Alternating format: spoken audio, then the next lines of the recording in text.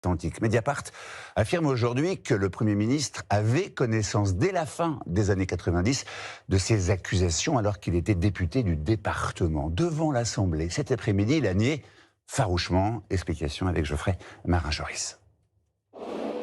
La charge politique est portée cet après-midi par un député insoumis lors des questions au gouvernement. Dans le collimateur, le Premier ministre. Depuis le milieu des années 90, vous saviez, et alors que vos fonctions successives vous permettaient de protéger ces enfants, pendant 30 ans, vous avez choisi l'omerta.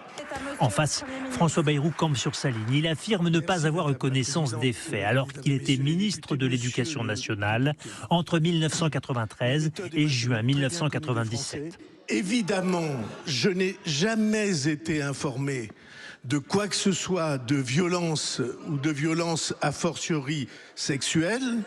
Jamais. Une défense qui passe mal à 800 km de là, devant Notre-Dame de Bétarame, école privée catholique qui a depuis changé de nom. Pour ces défenseurs des droits de l'enfant, François Bayrou ne peut avoir ignoré certaines des 112 plaintes déposées pour des faits de viol et violence sur mineurs commis entre les années 70 et 90. C'est un scandale d'État. On voit bien que même M. Bayrou avait l'info. Enfin, on est où dans ce pays? Tout le monde a l'info. Et finalement, tranquille. François Bayrou savait-il? En mai 1996, il se rend dans l'établissement, suite à la plainte d'un parent pour mauvais traitement envers son enfant. Rappelle ce journaliste qui a enquêté. Et c'est une affaire qui concerne un élève qui est dans la même classe qu'un des enfants de François Bayrou. Elle est largement commentée à l'époque dans la presse locale et nationale.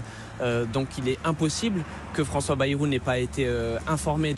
Une prof de maths aurait également parlé à l'épouse de François Bayrou qui enseignait alors le catéchisme sur place. Elle a alerté à plusieurs reprises à la fois Elisabeth Bayrou mais aussi son époux François Bayrou sur les violences physiques dont étaient victimes un certain nombre de pensionnaires de l'établissement. Enfin, en 1998, toujours selon Mediapart, un juge d'instruction dit avoir rencontré François Bayrou pour évoquer la mise en examen pour viol d'un curé ayant exercé dans l'établissement.